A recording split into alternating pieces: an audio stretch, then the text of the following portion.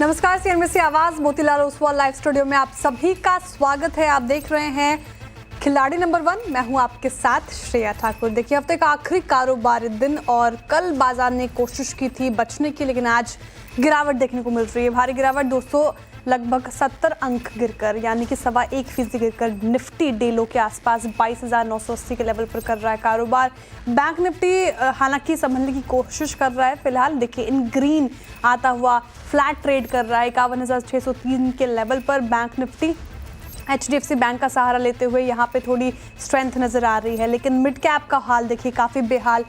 लगभग 2.5% के करीब टूट गया 51,020 के लेवल पर डेलो पे ये भी कामकाज करता हुआ। स्मॉल कैप में भी आपको पेन देखने को मिलेगा, वहाँ पे भी आप देखें जिस तरीके से गिरावट हावी होती हुई नजर आ रही है। यहाँ पे भी लगभग 3.25% की गिरावट 15,820 के लेवल पर स्मॉल कैप कारोबार कर रहा है। ब्रेथ काफ़ी खराब होगी जिस तरीके से यहाँ पे मार्केट में आज बिकवाली देखने को मिल रही है। मात्र 414 ऐसे स्टॉक्स जो फिलहाल चढ़कर कारोबार कर रहे हैं। 2137 स्टॉक्स में आज तगड़ा डेंट पड़ता नजर आ रहा है और वो गिरकर कारोबार कर रहे हैं। एक बार कंट्रीब्यूटर प्लेट रखते हैं आपके स्क्रीन पर, वो कौन से स्टॉक्स जो फिलहाल ड्रैग करते नजर आ रहे हैं निफ्टी को। रिलायंस जैसा हैवी वेट कंट्रीब्यूट कर रहा है आज निफ्टी की गिरावट में सबसे ज़्यादा। L&T भी इसमें शामिल है, इन्फोसिस और सन फार्मा भी देखिए इस लिस्ट में शामिल।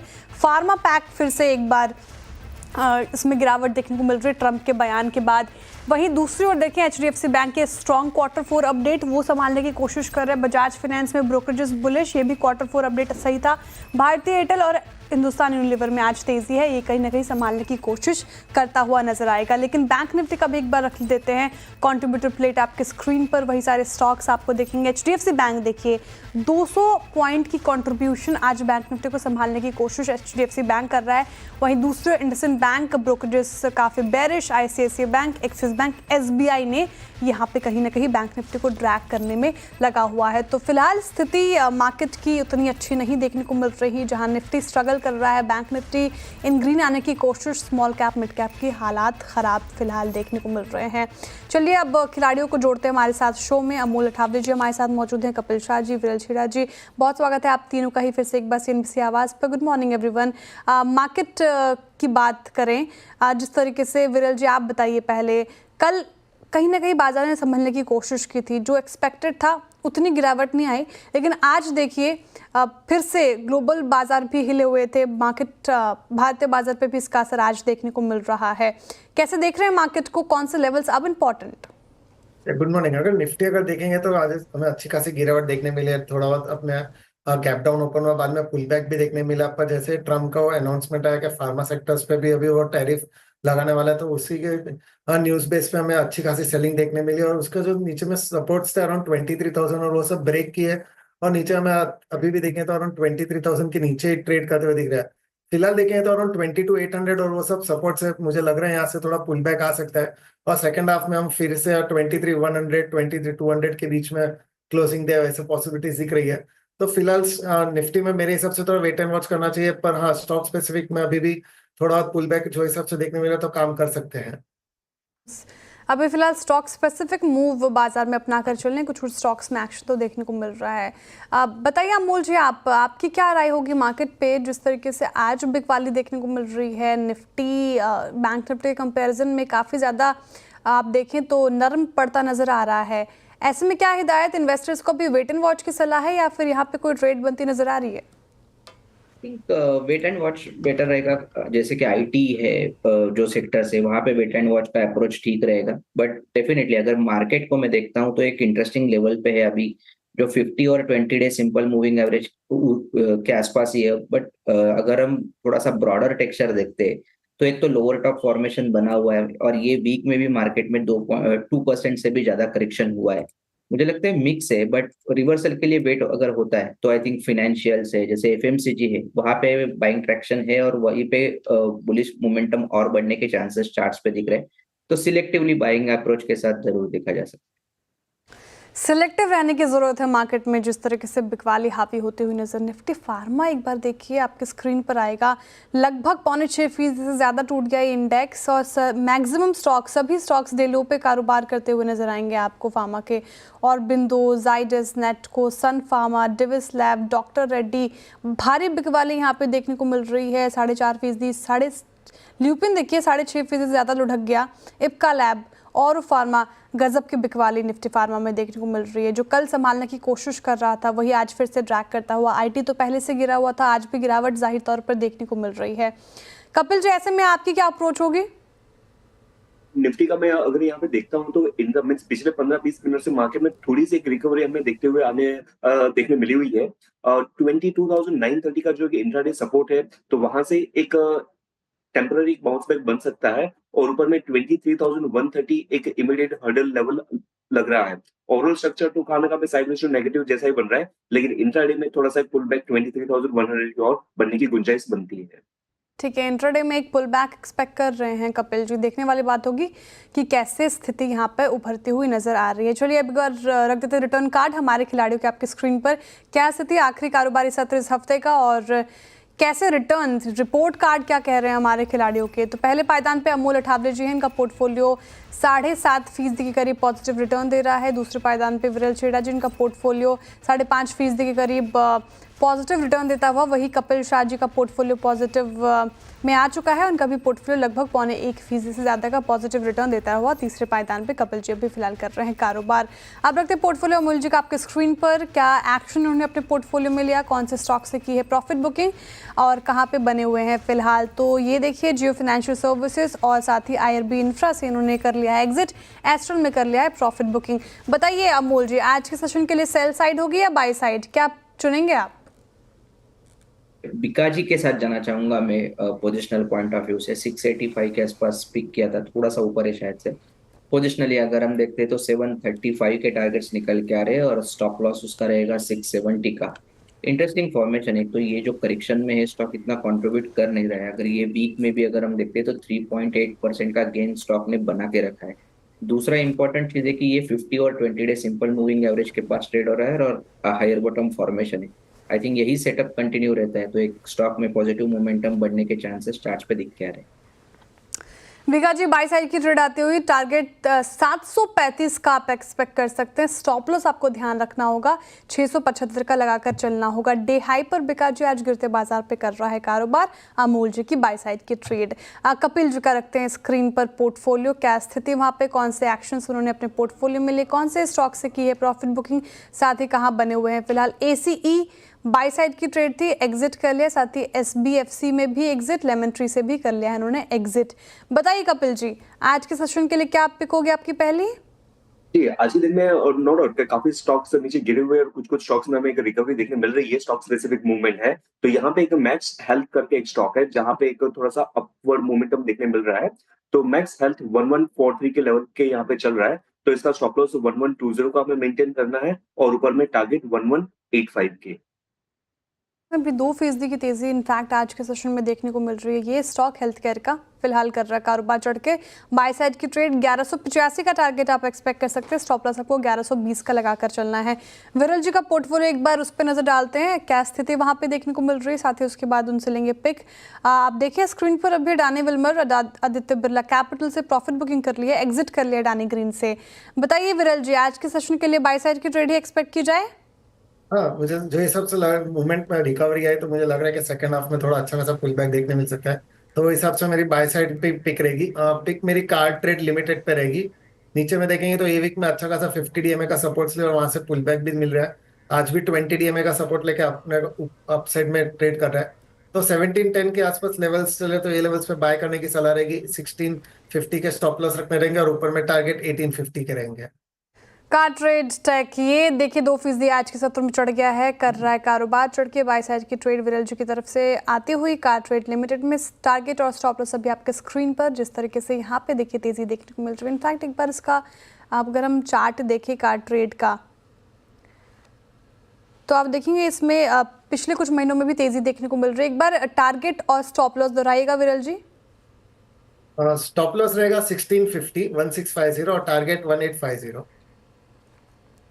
ठीक है, 1850 का टारगेट आप एक्सपेक्ट कर सकते हैं। 1650 का स्टॉप लॉस आपको कार ट्रेड टेक में लगाकर चलना है। इसी के साथ दूसरा स्टॉक भी चुन लेते हैं।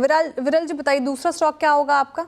मेरी सेकंड पिक फाइनेंस कंपनीज पे रहेगी। NBFC कंपनीज में श्रीराम फाइनेंस मुझे लग रहा है यहाँ से अच्छा खासा मूवमेंट हमें देखने मिल सकता है।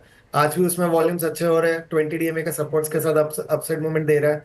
और ये वीक्स के जो हाई से उसके ऊपर अभी ट्रेड कर रहा है, तो लग रहा है यहाँ से अपसाइड मूवमेंट और कंटिन्यू कर सकते हैं। तो ये लेवल्स पे बाय करने की सलाह रहेगी। स्टॉप लॉस अराउंड 945 का रहेगा और टारगेट 1000 के रहेंगे। बिल्कुल, देखिए गिरते बाजार में एक ऐसा ही सेक्टर है जो इन ग्रीन ट्रेड करता हुआ फिलहाल नज़र आएगा, तो वो है फिनेंशियल सर्विसेज।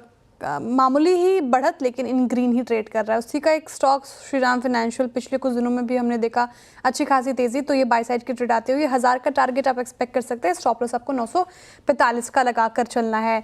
अब कपिल जी के पास चलते हैं। कपिल जी बताइए, दूसरा स्टॉक क्या चुन रहे हैं? बाय साइड की ही होगी ये वाले भी स्टॉक? जी शेयर में अभी के लिए थोड़ा सा होल्ड करना चाहूंगा, बेहतर अपॉर्चुनिटीज पे कॉल दूंगा।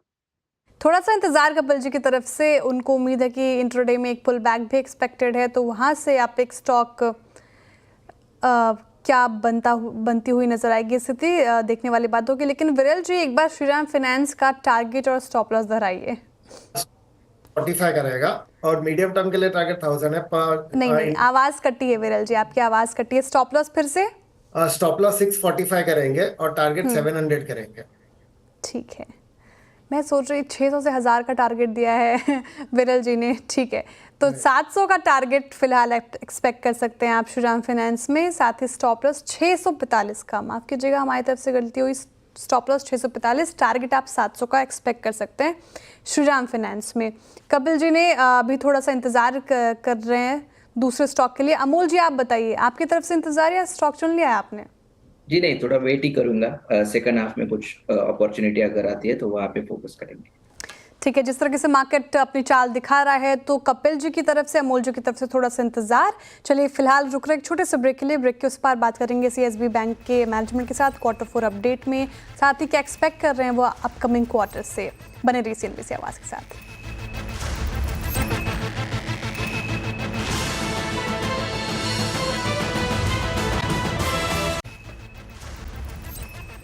वेलकम बैक, आप देख रहे हैं खिलाड़ी नंबर 1 सीएनबीसी आवाज़ पर। चलिए अब वक्त हो चुका है सीएसबी बैंक के मैनेजमेंट से बातचीत करने का। क्वार्टर 4 अपडेट आई और क्वार्टर 4 में बैंक की डिपॉजिट और एडवांसेस ग्रोथ में 10% से ज़्यादा का इजाफा देखने को मिला। हमें कासा भी देखिए करीब 11% बढ़ा है।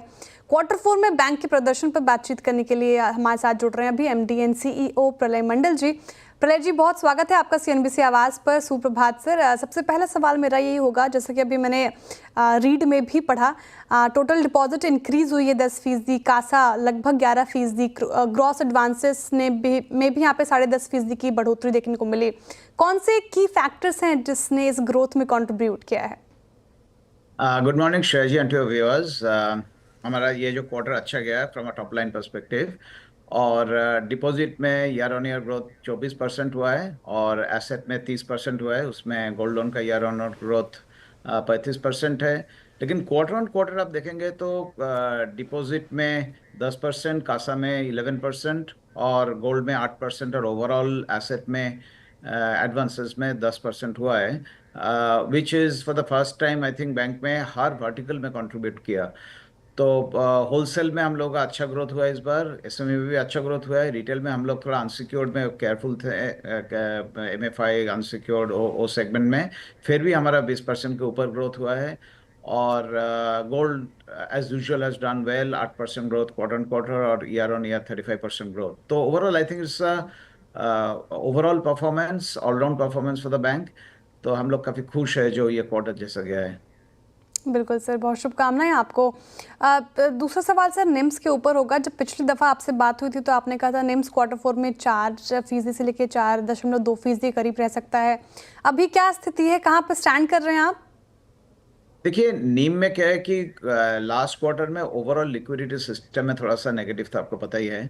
और हम लोग LCR, CD ratio, overall liquidity और फंडिंग में काफ़ी फोकस किया, इसलिए हमारा सब रेशियोज काफ़ी अच्छा है इन ऑल दिस थिंग्स। तो नीम पे हम लोग जो बोला है उसी उसी के आसपास कोशिश तो जारी है, उसे आसपास रखेंगे। अभी too early to tell because हमारा नीम नंबर अभी तक आया नहीं, वो जब रिजल्ट आएंगे देखेंगे, बट ब्रॉडली वही रेंज में ही रहेगा क्योंकि इस साल में वो पिनल इंटरेस्ट का भी इम्पैक्ट आया था 20 बेसिस पॉइंट के ऊपर, और कॉस्ट ऑफ फंड्स भी थोड़ा सा बढ़ गया, और हम लोग का क्या है, अनसिक्योर्ड और गोल्ड मिक्स भी इस क्वार्टर में एक्चुअली हमारा थोड़ा बेसिस पॉइंट हम लोग मिक्स कम कर दिया, क्योंकि बाकी businesses, wholesale, SME, retail, all those things have gone up significantly. तो from that perspective all round performance में यील्ड्स थोड़ा सा रियलिस्टिक हो जाता है, इसलिए निम का उसी के आसपास ही रहेंगे जो हमारा प्रेडिक्शन था। ठीक है, उसी के आसपास रहेंगे आप। सर, लोन बुक ग्रोथ की मैं बात कर लेती हूँ। लोन बुक परफॉर्मेंस कैसा रह सकता है Q4 में, और कौन से सेगमेंट में सबसे ज़्यादा आपको उम्मीद है इस बार? देखिए, आप क्वार्टर टू क्वार्टर देखेंगे तो होलसेल काफी अच्छा किया है, एसएमई काफी अच्छा किया है, रिटेल थोड़ा सा क्वार्टर ऑन क्वार्टर थोड़ा फ्लैटिश रहा है कंपेरेटिवली, और गोल्ड 8% ग्रोथ हुआ है quarter on quarter. And retail का रीजन ये है कि हम लोग जो सेगमेंट में फोकस किया था उसमें अच्छा किया, और अनसिक्योर्ड और जिसमें थोड़ा सा हम लोग लगा कि सिस्टम में थोड़ा सा अभी रिस्क है, उसमें हम लोग ग्रोथ नहीं किया, जो एमएफआई और अनसिक्योर्ड में। तो बट एंड वो दिखाई दे रहा है, क्योंकि लास्ट क्वार्टर में हम लोग जो year on year growth wholesale में था 4% था, अभी ईयर ऑन ईयर ग्रोथ 22% हो गया होलसेल में। तो from that perspective obviously fourth quarter में होलसेल, एसएमई और गोल्ड तीनों ही अच्छा किया।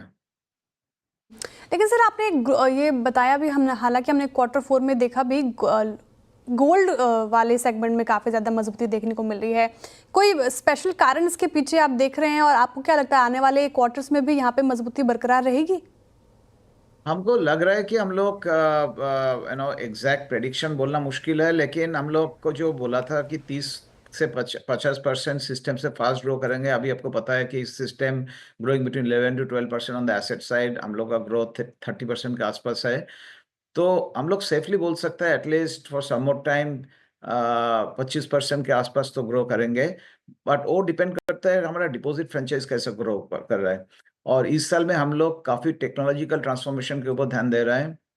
टोटल जो हमारा कोर सिस्टम, सराउंड सिस्टम, सब कुछ हम लोग चेंज कर रहे हैं।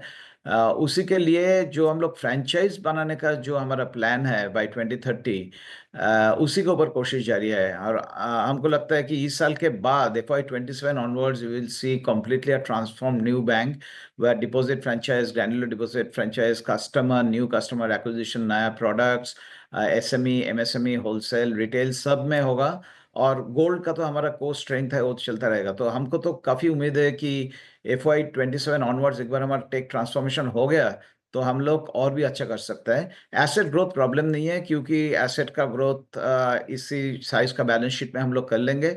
लेकिन मेन चीज है कि हम लोग deposit franchise, granular deposit franchise कैसा ग्रो करें, उसी के ऊपर हमारा पूरा कोशिश जारी है। तो फाइनेंशियल ईयर 2027 तक तस्वीर सीएसबी बैंक की बदल जाएगी। बहुत शुभकामनाएं इसके लिए आपको। लेकिन सर, एक आखिरी सवाल मेरी तरफ से ये होगा कि फाइनेंशियल ईयर 27 तो भी दूर है, फाइनेंशियल ईयर 2026 में क्या एक्सपेक्ट कर रहे हैं आप बैंक से? कैसी इसकी परफॉर्मेंस रह सकती है? कंसिस्टेंट रहेगी। आई मीन जो हमारा जो ओवरऑल फाइनेंशियल रेशियोज, आपको पता ही होगा कि हमारा ROA 1.5% के आसपास हम लोग कंसिस्टेंटली है, ROE 15% के आसपास है। तो फाइनेंशियल रेशियोज तो ठीक रहेगा। NPA के ऊपर अब बात करेंगे तो हम लोग 20% बेसिस पॉइंट के आसपास है। On the credit cost, gross NPA 1.69%, net NPA 0.58%, last quarter का बात कर रहा हूँ। तो हमको ज्यादा नहीं लग रहा है बहुत कुछ इधर उधर होने वाला है। और जो ग्रोथ अब हम लोग ये क्वार्टर में दिया है, हम लोग कोशिश करेंगे कि एटलीस्ट 25% के आसपास ग्रोथ जारी रहेगा एसेट में। उसके लिए लायबिलिटी ग्रोथ ऑफ कोर्स 20% के ऊपर रहना पड़ेगा। तो हम लोग काफी पॉजिटिव है कि इस साल भी अच्छा जाएगा हमारे लिए। बट ये साल का बड़ा न्यूज हमारा वो है कि टेक्नोलॉजिकल ट्रांसफॉर्मेशन जो हम लोग कर रहे हैं, उसी के ऊपर पूरा हम लोग का पूरा एफर्ट रहेगा। क्योंकि वो हो गया एक बार और हम लोग नया सिस्टम में आ गया, तो बैंक का ग्रोथ और बैंक पूरा transformed 27 onward will be a very different bank. तो टेक्नोलॉजीज के ऊपर ज़्यादा फोकस है आपका। ठीक है प्रलय जी, समय इतनी ही इजाज़त दे रहा है। बहुत शुक्रिया हमारे साथ जुड़ने के लिए और तमाम सवालों के जवाब देने के लिए। बहुत शुक्रिया सर आपका वक्त के लिए। चलिए, अब इसी के साथ वक्त हो चुका है छोटे से ब्रेक का। ब्रेक के बाद फिर हाजिर होंगे। आप बने रहिए CNBC आवाज़ के साथ।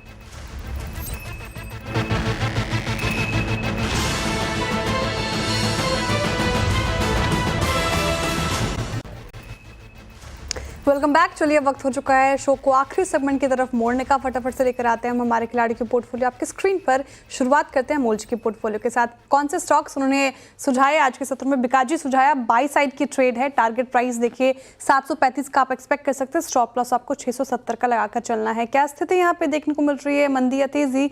तो फिलहाल फ्लैट ही कारोबार कर रहा है बिकाजी। अब रखते हैं विरल जी का पोर्टफोलियो आपकी स्क्रीन पर। क्या स्थिति यहाँ पे? मैक्स हेल्थ केयर और श्रीराम फाइनेंस उन्होंने आज के सत्र के लिए सुझाया, दोनों ही बाई साइड की ट्रेड है। मैक्स हेल्थ केयर में टारगेट आप 1185 का एक्सपेक्ट कर सकते हैं, स्टॉप लॉस आपको 1120 का लगाकर हालांकि चलना है। श्रीराम फाइनेंस में टारगेट 700 का रहेगा, स्टॉप लॉस 645 का मेंटेन करें। स्थिति क्या है, प्रॉफिट या लॉस, दोनों ही स्टॉक्स में एक बार उस पर नजर। मैक्स हेल्थ केयर 0.25% का पॉजिटिव रिटर्न दे रहा है, वहीं श्रीराम फाइनेंस आधे फीसदी करीब नेगेटिव रिटर्न देता हुआ फिलहाल नजर आ रहा है। कपिल जी ने सुझाया आज card trade tech, buy side की ट्रेड, टारगेट देखिए 1850 का आप एक्सपेक्ट कर सकते हैं, स्टॉप लॉस आपको 1650 का लगाकर चलना है। क्या स्थिति यहाँ पे देखने को मिल रही है? तो यहाँ पे आधा फीसदी की करीब भी पॉजिटिव रिटर्न देता हुआ कार्ड ट्रेड टेक दिखाई दे रहा है। अब देखते हैं मुनाफा का मीटर क्या कहता है, क्या स्थिति फिलहाल देखने को मिल रही है, कौन से खिलाड़ी हमारे आखिरी ट्रेडिंग सेशन में लीड लेते हुए। और देखिए कपिल जी, विरल जी नेगेटिव इनका पोर्टफोलियो चला गया है। वही पहले पायदान पे अमोल अठावले जी हैं, हालांकि इनका भी प्रॉफिट थोड़ा कम हुआ है, 4% करीब इनका पोर्टफोलियो पॉजिटिव रिटर्न देता हुआ। दूसरे पायदान पे विरल जी हैं, नेगेटिव ही है इनका पोर्टफोलियो, 2.5% से ज़्यादा का यहाँ पे देखिए नेगेटिव रिटर्न आता हुआ। कपिल जी का 5.5% का नेगेटिव रिटर्न पोर्टफोलियो लेंड करता हुआ नज़र आ रहा है। हालांकि अमोल जी और कपिल जी की तरफ से भी एक और पिक्स आने बाकी हैं, तो कोई भी अपडेट हमारे खिलाड़ियों की तरफ से वो हम मिड कैप मंत्रा में आपके लिए लेकर आएंगे। आप तीनों का ही बहुत शुक्रिया इस पूरे वीक, हालांकि हफ्ता छोटा था, हमारे साथ बने रहने के लिए, अपने पिक्स शेयर करने के लिए, और ऑल द बेस्ट आपको, साथ ही हैप्पी वीकेंड तीनों को ही। Thank you gentleman. चलिए वक्त हो चुका है इस शो से विदाई लेने का, लेकिन आप कहीं मत जाइए, बने रहिए CNBC आवाज़ के साथ। अब सीधे मुलाकात होगी कमाई का अड्डा में।